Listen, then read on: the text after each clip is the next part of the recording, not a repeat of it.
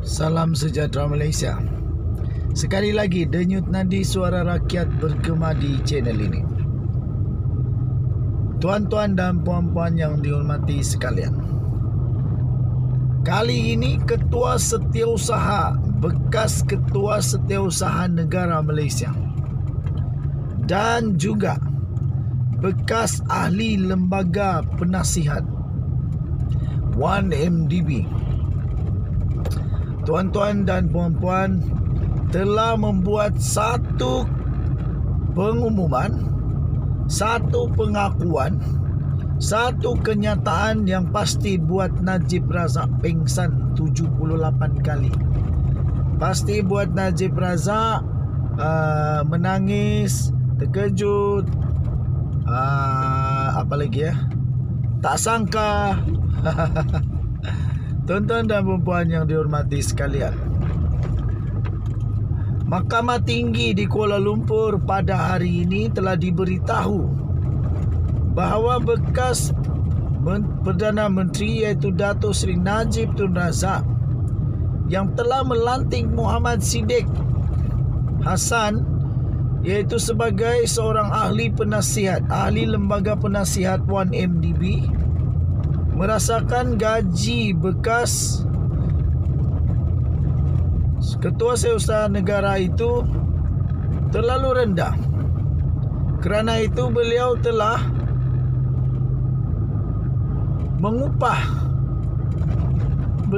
melantik Muhammad Siddiq Hassan ini sebagai ahli lembaga penasihat 1MDB. Malangnya, tuan-tuan dan puan-puan yang dihormati sekalian, malangnya sepanjang beliau menjawat jawatan itu, beliau mengakui bahawa tidak pernah sekalipun Datuk Seri Najib Razak, tidak pernah sekalipun dia diajak oleh Datuk Seri Najib Tun Razak untuk bermesyuarat. Siddiq berkata demikian ketika beliau memberikan keterangan sebagai saksi pendakwaan yang ke-19 di dalam kes Najib Razak 1MDB 2.28 bilion. Tuan-tuan dan puan-puan yang dihormati sekalian, ini jelas sekali ada kalau saya lah, pendapat saya, ini memang macam ada sikit bau-bau unsur-unsur menggunakan kuasa yang ada padanya untuk memberikan sesuatu kepada seseorang. Tak tahulah, boleh ditakrifkan sebagai salah guna kuasa ataupun tak pasti.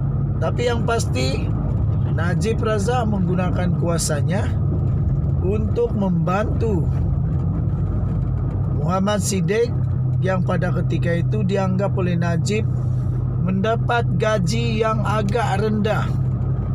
Jadi beliau membantu Muhammad Siddiq untuk mendapat gaji yang lebih tinggi sedikit, supaya setimpal dengan jawatannya sebagai Ketua Setiausaha Negara. Tuan-tuan dan puan-puan yang dihormati sekalian, Siddiq berkata dia dimaklumkan berkenaan dengan pelantikannya yang berkuat kuasa secara mengenai sepucuk surat daripada Najib bertarikh 30 Ogos 2020. Menerusi surat daripada 1MDB bertarikh sama katanya lagi, dia dimaklumkan yang dia akan mendapat bayaran RM30,000 sebulan sebagai ahli lembaga penasihat dan dia berkuat kuasa 1 Julai 2010. Najib adalah pengerusi lembaga penasihat 1MDB pada waktu itu.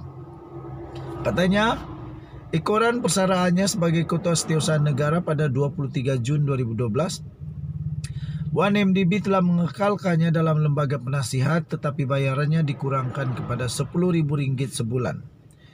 Namun Siddiq berkata dia tidak lagi menerima bayaran mulai Jun 2015 selepas dia dilantik menjadi pengerusi Petronas.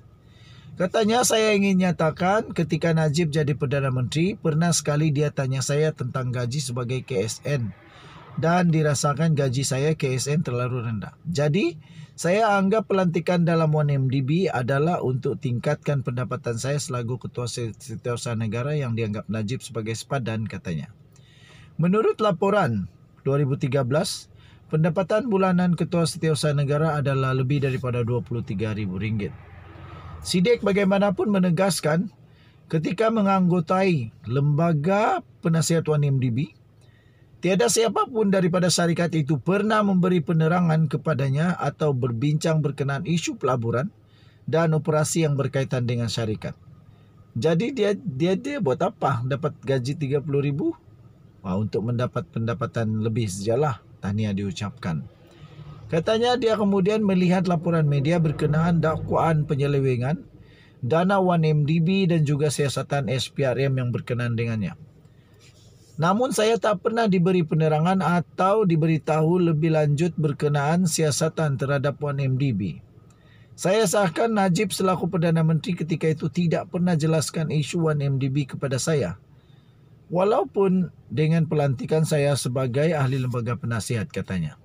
Tambahnya lagi, saya juga tidak pernah tanya Najib mengapa tiada mesyuarat lembaga penasihat dibuat ketika saya menganggotainya. Wah, sepanjang dia menjadi anggota ahli lembaga penasihat, tiada mesyuarat lembaga penasihat. Jadi, saya juga tidak pernah terima apa-apa laporan daripada sesiapa dalam 1MDB berkenaan operasi dan pelaburan yang dibuat, katanya. Tambahnya lagi, saya juga ingin katakan saya tak pernah tanya Najib atau sesiapa dalam 1MDB berkenaan masalah dalam syarikat kerana menurut kefahaman saya, 1MDB ditubuhkan untuk digunakan sebagai dana politik kepada parti pemerintah ketika itu, iaitu Barisan Nasional, katanya lagi. Pada Januari tahun lalu, bekas CEO 1MDB Muhammad Hashim Abdul Rahman berkata, dalam keterangannya berkata syarikat itu ditubuhkan untuk menyalurkan wang kepada syarikat yang ada kaitan dengan UMNO. Wah, ini barulah.